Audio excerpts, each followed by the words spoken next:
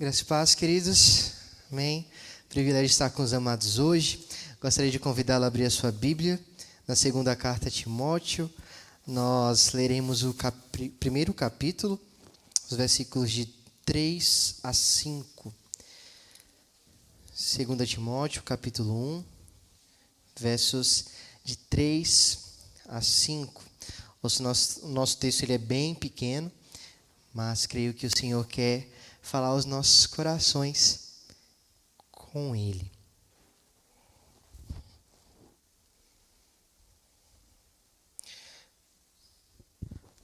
Assim então nos diz a palavra do Senhor.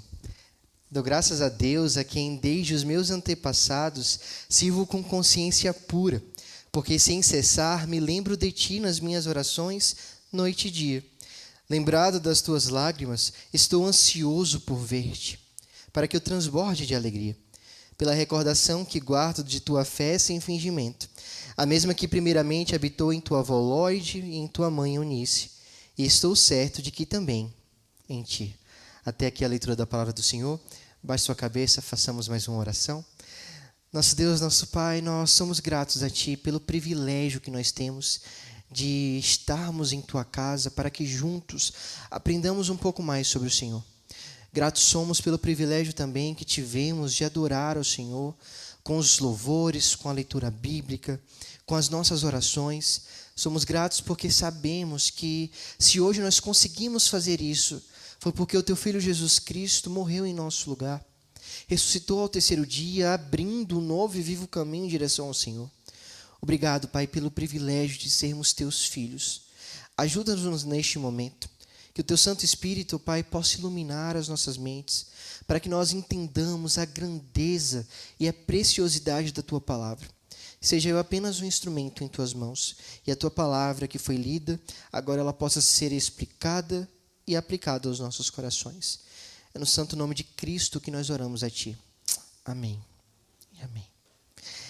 Queridos, é certo que uma geração nunca é formada por si mesmo.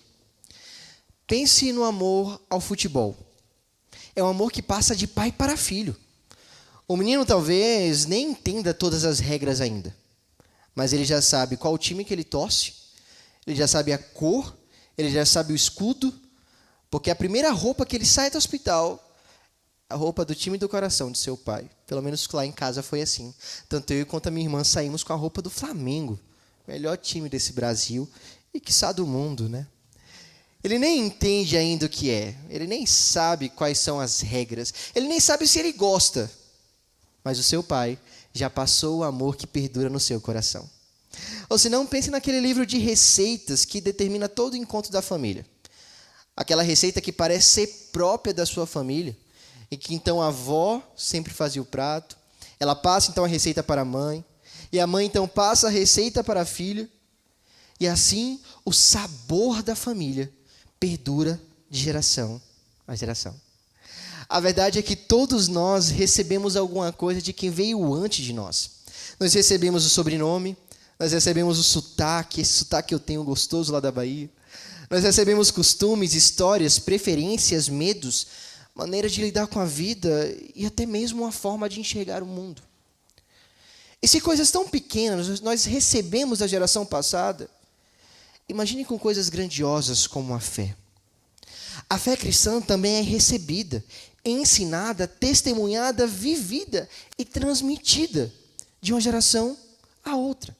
É claro que, como nós cantamos, é Deus quem salva, mas Ele usa meios para isso. A palavra, o culto, a disciplina, o exemplo, a família, a igreja.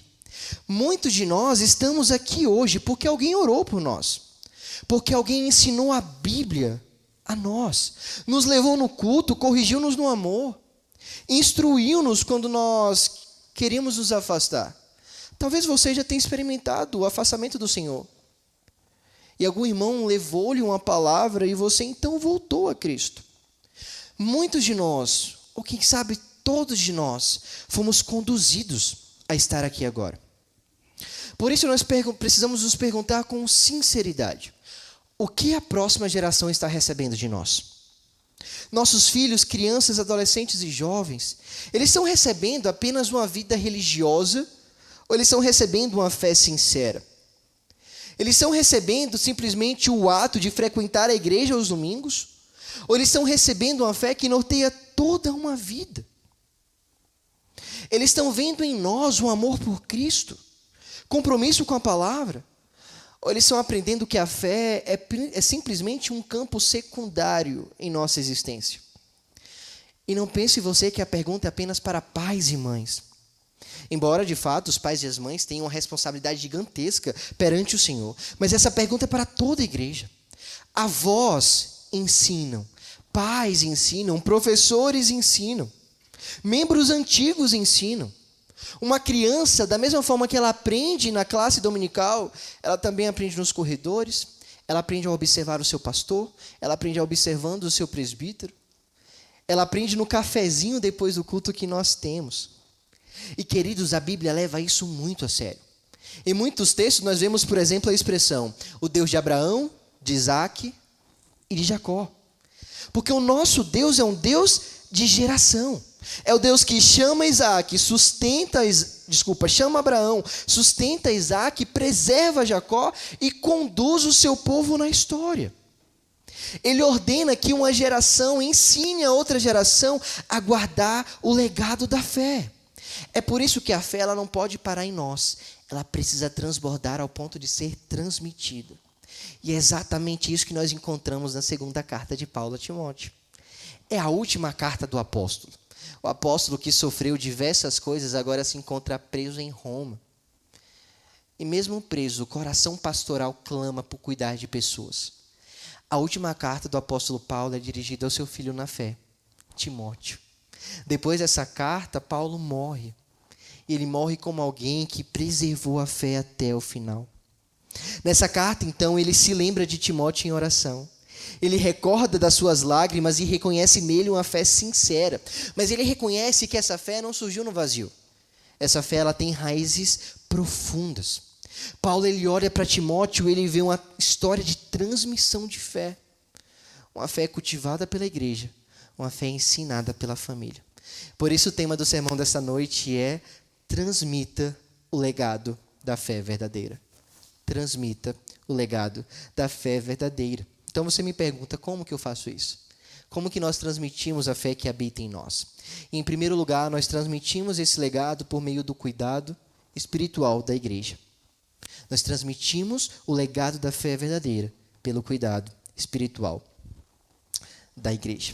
Observa como Paulo começa, então, o seu texto. Bota para nós o verso 3, por favor, no slide. E você verá que ele começa apresentando a relação que ele mesmo tem com Timóteo. Ele começa dizendo que dá graças a Deus, a quem desde os meus antepassados sirvo com consciência pura.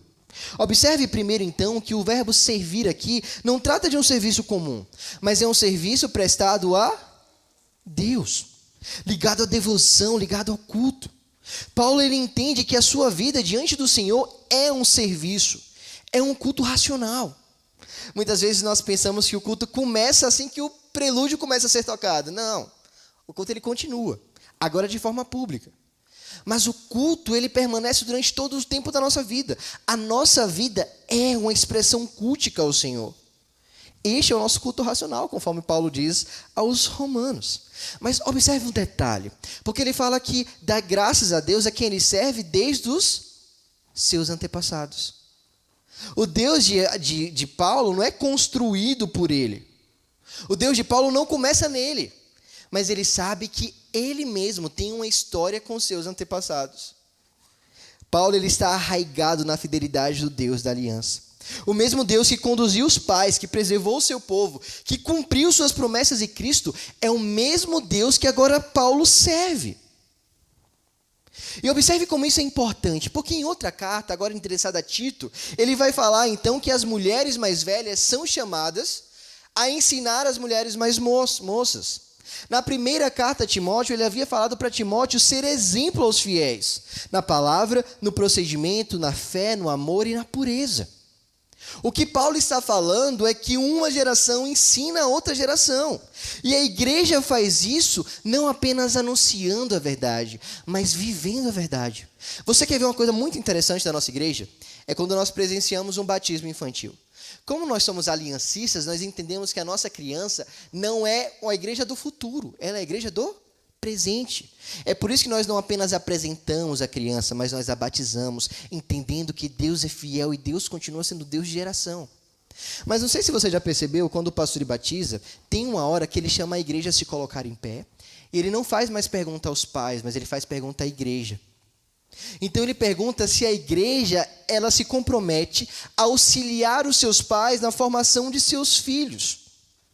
E todos nós respondemos em uníssono, sim. Quando acontece isso, nós estamos falando que é nossa também a responsabilidade das nossas crianças. Nós somos chamados, então, a encarnar, a inculcar o evangelho na vida das nossas crianças. E a grande pergunta que fica é, o que nós temos ensinado? O que uma criança aprende quando nos vê cultuar? Se eu perguntar para a Laís, o que você tem aprendido conosco? Qual será que seria a resposta da Laís? Se eu perguntasse ao Isaac, se eu perguntasse às nossas crianças o que ele tem aprendido com você, o que você falaria? O que o jovem ele aprende a observar os nossos presbíteros? Ou quando ele observa os nossos pastores? O que o jovem, um adolescente, ele aprende a observar os seus professores de EBD? Ou observar aquele que, conforme nós vimos nos vídeos, colocou a pedra fundamental nessa igreja? O que nós temos ensinado para as nossas crianças é a pergunta que fica, meus irmãos. Porque Paulo ele continua dizendo no verso 3 que ele serve a esse Deus com consciência pura. E aqui não é a ideia que Paulo é inocente perante o Senhor, não. Paulo sabe a vida que ele teve. Paulo sabe o que ele fez, Paulo sabe o quanto ele perseguiu cristãos. Paulo sabe que ele consentiu na morte de Estevão, como nos é relatado em Atos. Paulo sabe a vida esdrúxula que ele vivia. Mas quando ele fala sobre consciência tranquila, é a ideia de que agora ele vive uma vida íntegra perante o Senhor. Apesar de seus pecados, apesar de muitas vezes negar o nome do Senhor com as nossas ações, Paulo sabe que a vida dele é marcada por fidelidade do evangelho recebido. Não é à toa que ele está preso agora. E é por isso que ele tem a intenção de falar, sim, eu sirvo com consciência tranquila. E essa palavra toca diretamente a nossa vida. Porque a doutrina verdadeira que nós professamos ter, ela deve produzir em nós uma vida verdadeira. E nós, como presbiterianos, nos orgulhamos da nossa fé. E, de fato, nós temos uma fé belíssima. A nossa fé é pautada nas Escrituras. Isso é bênção de Deus. Mas enquanto a nossa fé ficar simplesmente em nossas cabeças e não produzir em nós uma vida verdadeira perante o Senhor, ela é inválida. Porque a fé sem obras é morta, como nos diz Tiago. Conforme nós aprendemos incessantemente aqui algum dos domingos deste ano. Portanto, meus irmãos, comece a olhar para a sua vida. Observe a forma como nós estamos ensinando as novas gerações nos corredores da igreja, nas conversas depois do culto, no grupo de mensagem no WhatsApp, na forma como nós lidamos com discordâncias, na forma como os líderes dessa igreja tratam, então, os seus liderados, a forma como nós falamos uns dos outros. Será que em nossa boca nós temos proferido bênçãos na vida de uns dos outros? Ou a maledicência muitas vezes tem reinado essa igreja? Porque se isso acontecer, nós vamos criar uma geração maledicente. Se nós formos norteados, então, por uma igreja que murmura, nós teremos uma geração murmuradora futura. Porque a geração do porvir, ela vai imitar a geração do agora. Nós temos uma responsabilidade com as nossas crianças. Certa vez eu conversando com o meu pastor da Bahia, e a gente conversando sobre igreja, ele falou assim, filho, eu luto todos os dias para a igreja que você vai pastorear. Porque a liderança que eu formo agora não vai ser a minha liderança, será a sua. Eu olho para as crianças, eu vejo futuros presbíteros da igreja que você será pastor. É por isso que eu cuido delas. É porque eu entendo que futuramente eu entregarei a igreja do Senhor nas mãos de vocês. E vocês precisarão pastorear a igreja com excelência. Nós olhamos para as nossas crianças e vemos futuros presbíteros, futuras presidentes da SAF, futuros pastores, quem sabe? E glória a Deus se tivermos.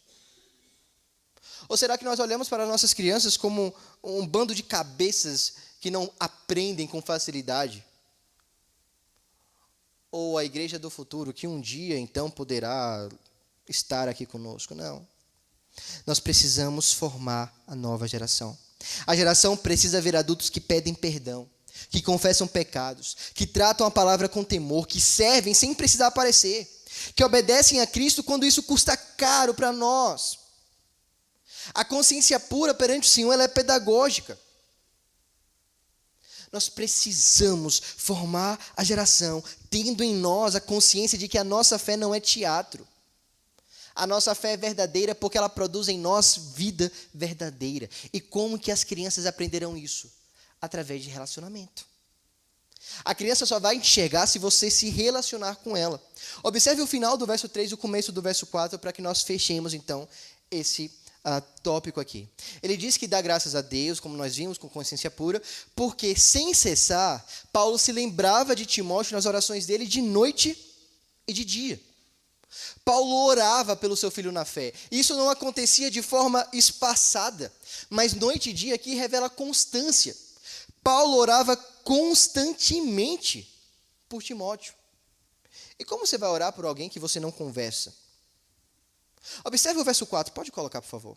Ele fala que lembra das lágrimas de Timóteo. Como que você vai lembrar das lágrimas de alguém se você não conversa com essa pessoa? Como você vai saber das dores das nossas crianças, adolescentes e jovens, se você não para conversar com eles? Alguma vez nessa igreja você já perguntou como estava indo uma criança na sua escola? Ou você já chamou um adolescente para canto e perguntou como que está o seu relacionamento com a sua identidade? Porque é comum que no final do culto nós procuremos pessoas que nós temos mais afinidades. E geralmente essas pessoas não são as crianças. E muitas vezes as crianças se relacionam com todas, menos conosco. E lembre-se que no batismo dela você levantou e você falou que sim, que se comprometeria com a educação dela. Eu não sei como fazer isso sem relacionamento. A igreja ela transmite a fé quando seus relacionamentos deixam de ser superficiais e passam a carregar oração, cuidado e alegria espiritual. Queridos, nossos jovens, eles têm crescido cercado por vozes, mas sem referência. Vocês têm acesso, jovens, eu falo para vocês agora, vocês têm acesso a influenciadores. Vocês têm acesso a diversas pessoas que ditam a forma como vocês devem viver. Todos nós temos modelos de vida. A pergunta que eu faço para você, jovem, adolescente, é: quem tem moldado o seu coração? Quem você tem deixado que molde os seus desejos? Quem tem influenciado você? Vocês precisam escolher bem as suas referências. Porque se isso não acontecer, vocês vão ser moldados por amores errados. Eu sei que a rede social apresenta para você diversas pessoas que parecem ser legais. Eu sei que seus colegas muitas vezes frequentam baladas e chegam em casa 3 horas da manhã. E os pais nem reclamam. E eu sei que isso parece ser legal. Mas pensemos a longo prazo. Eu sei que adolescente tem dificuldade de pensar a longo prazo. Nós gostamos de aproveitar o aqui e o agora. Mas pensando a longo prazo, queridos, o que isso trará para você? Não deixe que as escolhas da sua adolescência determinem a sua vida. Escolha viver uma adolescência aos pés do Senhor. Tenham referências que lhe aproximem dele. Timóteo tinha Paulo como referência. E por quê? Porque Paulo imitava a Cristo. E Timóteo queria também imitar a Cristo. Nós precisamos de pessoas nessa igreja que se comprometam, assim como Paulo, ter a ousadia de falar: sejam meus imitadores como eu sou de Cristo. Mas muitas vezes nós fugimos dessa responsabilidade com aparente humildade. Eu não consigo imitar a Cristo. Mas você é chamado para isso. Discipulado é isso. Discipulado é imitar a Cristo. Se você se esvai dessa responsabilidade, não é porque você é humilde, é porque você não quer ter um compromisso verdadeiro com a fé. Nós precisamos de pessoas nessa igreja que se levantem e falam: eu vou ser modelo para a próxima geração. Eu vou ser um modelo de fé, eu vou ser um modelo de esposo, eu vou ser um modelo de esposa, eu vou estar disponível para ser modelo para essa geração. Quantos de nós quer ter esse compromisso? Porque é pesado de fato, e deve ser pesado. Mas precisamos nos colocar à disposição. O Kleber tem que entender que ele não vai ser líder do louvor para sempre. Ele tem que formar a geração. A Rogéria não vai ser líder da SAF para sempre. Ela precisa formar pessoas para isso. Os pastores não serão pastores para sempre. Precisamos de outros pastores. Nós precisamos formar liderança. Nós precisamos formar uma igreja verdadeira. E isso acontece quando nós temos exemplo. Se a liderança for falha, possivelmente a liderança que nós estaremos construindo também será falha. Precisamos ser exemplos para os nossos irmãos. Porque, entenda, isso é regra. A geração seguinte está aprendendo conosco. A grande questão é, o que ela está aprendendo com você? O que? Não é se ela está, mas é o que ela está aprendendo conosco. Uma vez então que a gente chamou a igreja à responsabilidade, eu espero ter feito isso sabiamente com vocês. Agora nós precisamos voltar para uma outra célula, a célula mãe da sociedade, que é a família. Porque a transmissão do legado da fé verdadeira não acontece apenas por meio da igreja. Mas, em segundo lugar, ele acontece por meio da formação piedosa da família. E agora segura que o bicho vai pegar você agora, hein? Vamos para o verso 5? Observe o que ele diz. Não, aí está no 1 Timóteo, é 2. Ele diz que ele ora, então, por Timóteo, pela recordação que guarda da fé sem fingimento que ele tem. Ou seja, é uma fé verdadeira. Mas perceba que essa fé, ela não é algo que começou em Timóteo. Também não, é 2 Timóteo 1. A fé não começou em Timóteo. A fé ela tem raízes mais profundas. E Paulo faz questão de falar sobre isso. A fé ela habitava em Timóteo, ou seja, faz morada. É uma fé que Timóteo tinha e nutria isso verdadeiramente diante dele. Mas essa fé, primeiramente, ela habitou em Lloyd. E depois disso, habitou em Eunice, para que assim ela habitasse em Timóteo. Isso é muito importante para que nós entendamos alguns pontos. Primeiro, a família não foi chamada a produzir apenas filhos educados, comportados, bem colocados socialmente, capazes de repetir respostas muitas vezes inteligentes. Muitos de nós nos orgulhamos quando nosso filho é, por exemplo, formado em uma escola bilíngue. Nossa, uma criança de 3 anos já fala 2 idiomas. Muitas vezes as referências para nós são aquelas crianças que sentam e ficam quietas porque são bem comportados. Muitas vezes as mães conversando sobre os filhos que já formaram, e a conversa é, nossa, meu filho formou na faculdade e tal, com tantos anos de idade. Isso tudo é bênção. Glória a Deus por isso. Que bom que sua criança é comportada, e amém por isso. Que bom que o seu filho fez medicina na USP, glória a Deus. Isso é excelente, isso é bom, benéfico. Mas se for apenas isso, tem alguma coisa errada. Porque a família cristã, ela foi chamada a formar diante de Deus pessoas que conhecem o Senhor. Antes de faculdade, antes de vida profissional, antes de boas maneiras, nós somos chamados a conduzir os nossos filhos a Cristo. E essa é uma palavra direta a você que é pai, você que é mãe, você que quer ser pai, ou que você que quer ser mãe, presta atenção nisso.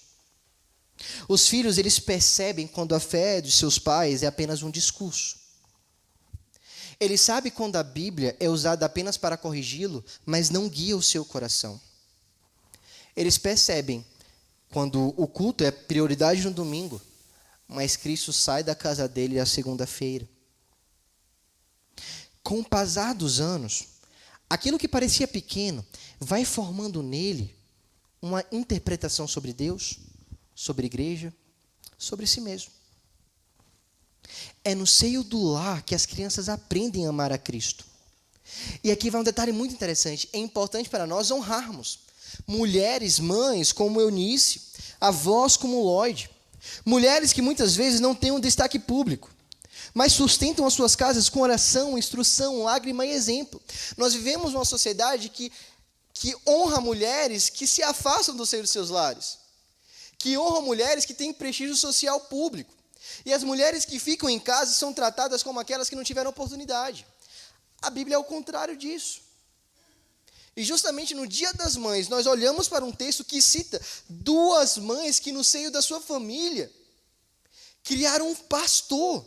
E isso é louvado por Paulo. Não estou falando que a mulher não pode sair ao mercado de trabalho, não é isso. Mas, minha querida mulher da Igreja Presbiteriana Maranata, o seu primeiro ministério, o ministério mais importante da sua vida, é ser mãe e esposa.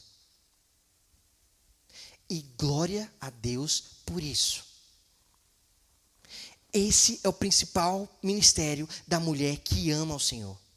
É formar uma geração temente a Ele. E o Senhor honra mulheres como essas. Mulheres que ensinam a Bíblia. Mulheres que corrigem com amor, que pedem perdão aos seus filhos, que insistem no culto, que colocam a mesa não apenas com comida, mas também com a fé.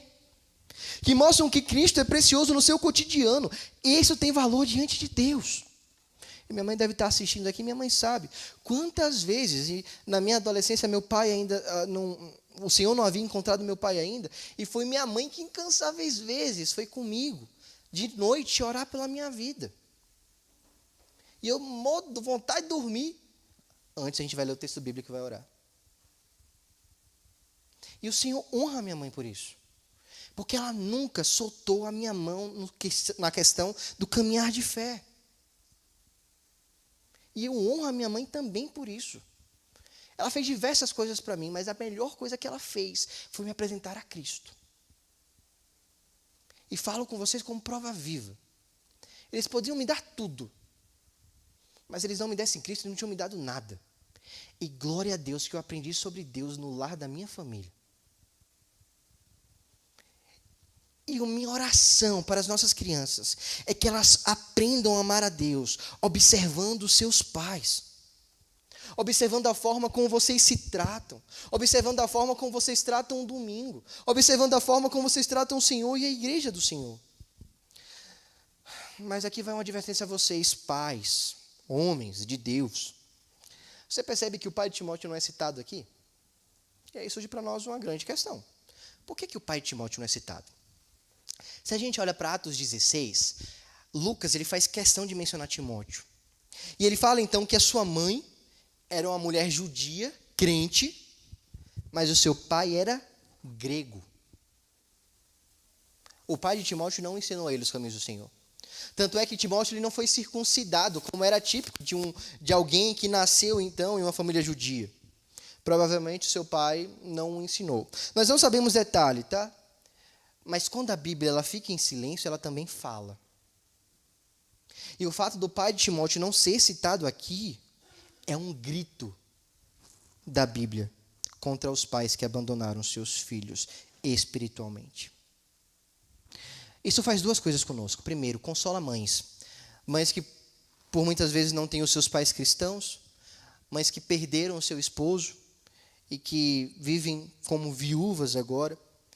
E sentem essa pressão de cuidar de uma criança e da vida dela de forma sozinha. Deixa eu falar para você, minha irmã, Deus cuida de você. Deus usa você. E Deus honra você. Permaneça firme. Desvia não. Fica firme. Eu sei que é difícil para você. Eu sei que muitas vezes é complicado. Você não tem uma figura masculina para ensinar o seu filho.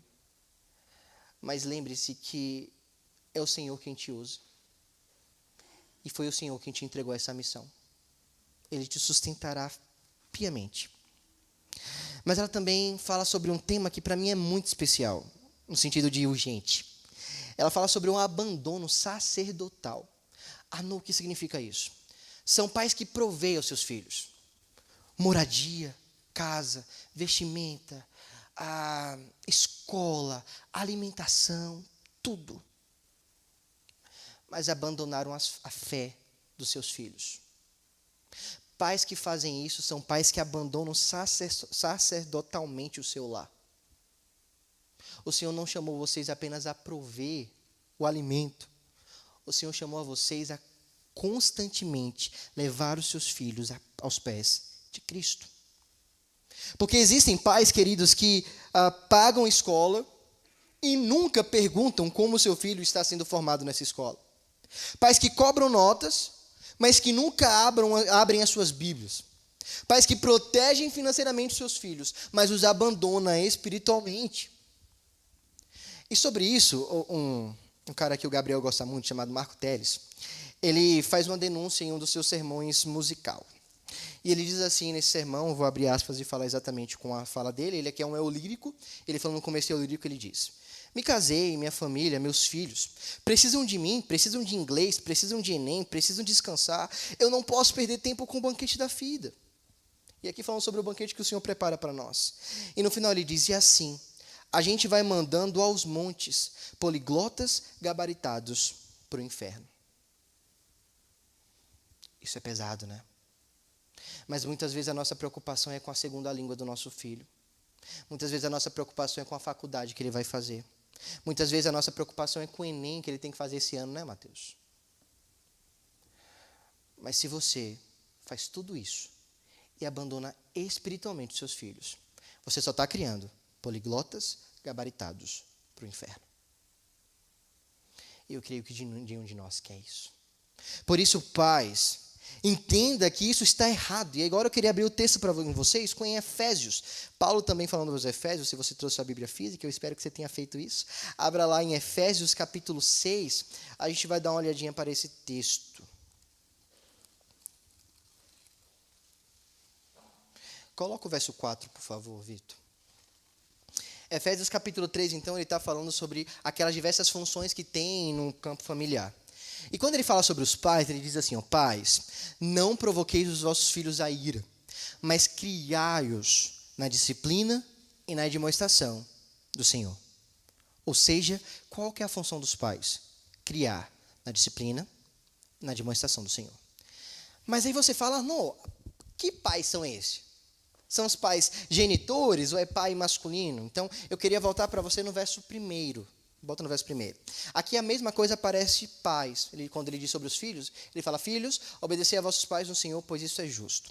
Mas quando a gente olha para o termo grego para isso aqui, o termo é goneus, que significa pais como genitores. Então, no verso 1, pais aqui dá a ideia de pai e mãe. Então, quando ele fala: filhos, obedecei a vossos pais, está falando: filho, obedece seu pai e obedece sua mãe. Essa aqui é a ideia. Mas no verso 4, por favor, a palavra para pais, ela muda um pouco. E agora ela é pateres, que vem aí de pater. E pater não é pai e mãe. Pater é pai, homem. Se Paulo quisesse atribuir ao pai e à mãe isso, o que ele colocaria aqui? O mesmo termo utilizado no verso 1. É 3 versos atrás. Só que aqui não. Grande moral da história. A obrigação e a função de criar os seus filhos na disciplina e na demonstração do Senhor é sua, pai. E muitas vezes, em muitos lares cristãos, essa obrigação tem sido para as nossas crianças, para as nossas mães, mulheres. A função de abrir a Bíblia com seu filho é sua, homem.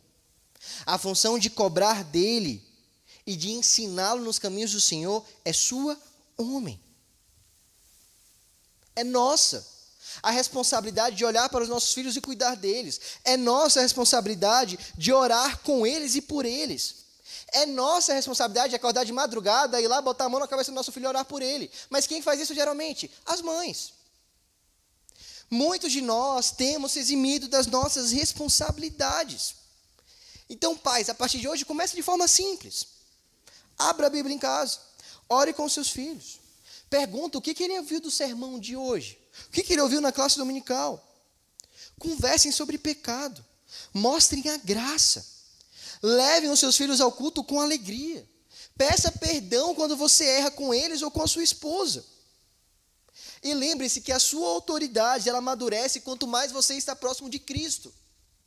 Nós, homens, precisamos ter uma vida pautada no Evangelho. Cristo precisa transformar as nossas vidas. Mas, queridas mães, esse texto, ao mesmo tempo, honra também o trabalho de vocês. Vocês são importantes demais nesse trabalho. O Senhor vê a rotina que ninguém vê mais. O Senhor vê as suas lágrimas quando ao dormir você lembra do futuro da sua filha e do seu filho. O Senhor vê quando é para você temeroso, ruim, brigar com seu filho, sua filha de molestá-lo. O Senhor vê você. E o Senhor honra mulheres como Lloyd e como Eunice, que tem como grande missão de vida formar a nova geração. O Senhor honra mulheres como essa. Entenda, queridos, que o lar é uma escola de amores. Eu gosto muito de uma definição de educação, que é educar é redirecionar o olhar da criança para o alvo principal dela. Ensinar é redirecionar o amor de uma criança. A nossa educação aos nossos filhos deveria se basear em amar ao Senhor sobre todas as coisas e ao próximo como Ele mesmo. E como que nós fazemos isso? Todos nós temos liturgias diárias. Você tem a liturgia do celular, diante da mesa. Você tem a liturgia da pressa no domingo. A liturgia da reclamação depois do culto, quando o seminarista pregou 35 minutos já. Você tem a liturgia da televisão governando a sua noite. Você tem a liturgia do dinheiro como centro da sua vida. Como desempenho escolar, como salvação do seu filho. Ou você tem a liturgia da oração simples, da Bíblia aberta dentro de casa. E você então sentando no sofá, ensinando o seu filho sobre o amor ao Senhor. Você tem a liturgia da mesa, com uma conversa piedosa sobre como foi o dia dele, e ensinando-o a guardar todas as coisas perante o Senhor. Você tem a liturgia do domingo, quando para você e para sua casa é o melhor dia da semana. É o dia que você acorda mais alegre, que você quer vir à igreja para que você cultue com os irmãos. É isso que forma o coração do seu filho. A formação dele acontece nos detalhes. E é um grande parêntese para isso, eu queria falar sobre a escola do seu filho. O Senhor tem me direcionado muito a estudar sobre a educação cristã, e esse é um tema que eu tenho amado estudar. E tem uma expressão para nós que é muito valiosa, uma expressão em latim, que diz que a escola ela é in loco parentis, ou seja, no lugar dos pais. O que significa? O Senhor colocou em você a responsabilidade da educação do seu filho. Mas em alguns momentos do seu dia, você delega essa autoridade para alguém, que é a escola do seu filho. Então a escola passa 4, 5, 8 horas com seu filho durante o dia. Só que isso não exime você da responsabilidade, da escolha da escola e do acompanhamento do seu filho ali. A escola está formando o caráter do seu filho. A grande pergunta é, qual caráter tem formado? Não terceirize a educação do seu filho para muitas pessoas que não amam ao Senhor como você ama. Não terceirize a educação do seu filho para alguém que não tenha o mesmo Deus que você, porque esse alguém está formando o coração do seu filho. E se isso acontece por N motivos, não deixe que um dia termine sem você olhar para o seu filho, perguntar como foi a aula dele e destruir as liturgias que muitas vezes a escola constrói diferente da Bíblia. Leia o material do seu filho escolar. Você leu o material escolar do seu filho? Um dado para você. Eu sou coordenador geral de uma escola e a gente, escolhendo o material da nossa escola, a gente pegou um material que ensinava o ato da masturbação para uma criança de 5 anos de idade.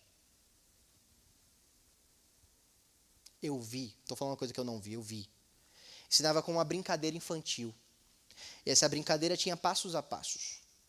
E essa brincadeira era ensinada a como ser feita. E, acima de tudo, ensinada a não ser contada para os seus pais. Material didático. Quando você começa a ver o material de ciências do seu filho e diz que o mundo começou com uma explosão, ou com um processo, então, de evolução, o que esse material está ensinando para o seu filho? Que a vida surge em tudo menos em Deus. Ou quando o seu filho aprende sobre família e a pluralidade da família, a visão da família que ele está ensinando não é a visão judaica cristã. Leia o material do seu filho. Conduza o seu filho a Cristo Jesus. Queridos, eu sei que você deve ter olhado para você agora e falado, meu Deus, eu falei muito. Você que já tem os seus filhos formados, você fala, nossa, se eu soubesse disso antes. Ou você que está em formação com os seus filhos, você está desesperado, meu Deus, o que eu estou fazendo com os meus filhos? Deixa eu tranquilizar vocês agora, eu acho que eu já bati demais.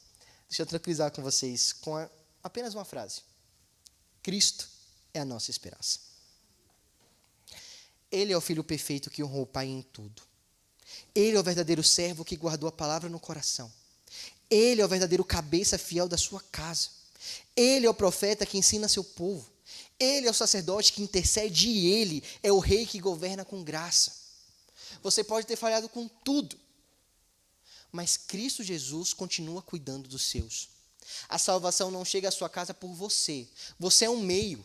E você tem responsabilidade. Mas você não dita o trabalho do Senhor. O Senhor entra em qualquer casa. Afinal, uma grande frase do Abraham Kuyper, primeiro-ministro da Holanda por muito tempo, ele diz então que não há 1 centímetro quadrado do mundo sequer que o Senhor não clame, é meu. A sua casa é do Senhor. E mesmo com suas falhas, mesmo com seus temores, o Senhor continua te usando. Seja instrumento dele. Leve os seus filhos ao altar de adoração do único Senhor que vive e reina. E faça isso com uma grande missão da sua vida. Eu sei que é difícil, admoestar, eu sei que é difícil falar a mesma coisa para a criança e a criança não escutar.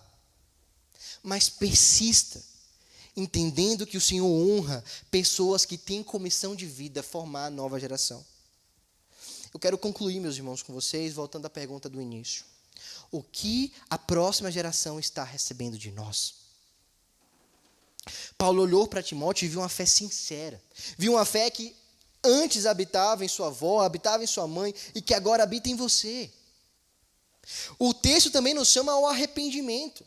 Talvez você tenha transmitido mais ansiedade, mais desconfiança, mais reclamação no seu lado do que gratidão ao Senhor. Talvez o seu lar e o seu filho tenham aprendido diversas coisas ruins com você. Arrependa-se, meu irmão. Igreja, arrependa-se quando as crianças nossas aprendem coisas que não deviam aqui. Quando as crianças aprendem sobre maledicência. Quando as crianças aprendem sobre desonra. Quando as crianças aprendem sobre lideranças ruins. Que o Senhor nos faça nos arrepender. Se porventura nós estamos sendo pedra de tropeço para os seus pequeninos, o Senhor sabe o medo que eu tenho de ser pedra de tropeço. A minha oração constante, Senhor, não faça que eu faça ninguém cair. Porque o Senhor cobrará de nós. Então tenha isso em consciência. Arrependa-se no Senhor. Mas ao mesmo tempo tenha esperança. Se você está aqui, você foi chamado para liderar a nova geração. Você, presbítero, você foi chamado para este cargo, e glória a Deus pela sua vida. Faça isso com dedicação, com excelência. Porque o Senhor te viu e te comissionou para isso, e glória a Deus por isso. Você, diácono, sirva com alegria. Dê um sorriso para a criança quando ela chegar. E quando ela se comportar mal, repreenda. Mesmo que o pai feche a cara para você. Porque você vai estar ensinando a criança a forma dela agir. Faça isso com alegria, com graça. Você, líder de EBD, você, professor, ensine com a sua voz, mas ensine com o seu exemplo. Comece a sua aula com oração, dedicando ao Senhor a sua aula, pedindo a Ele graça. Seja humilde na sua sala de aula. Abrace a sua criança. Pergunte como foi o dia dela, os desafios que ela enfrenta. Você, idoso, conte-nos histórias. Histórias que nos marcam. Deus sabe como eu gosto de ir na casa da dona Shirley. E ouvir dela, de seu Davi, as histórias que marcaram a vida deles. E que, nossa, como que isso traz um fôlego novo para mim. Conte-nos histórias de experiências que vocês viveram. Porque vocês têm muito mais do que nós. Nos auxilie em nossas lutas. Chore com um adolescente, ore por ele. Chame para a sua casa, toma um café com ele, faz uma pipoca, um brigadeiro. Converse com ele sobre quem está formando a mente dele, queridos. Eu não aguento mais ver adolescentes se afastando do Senhor, não. Vamos manter os meninos aqui.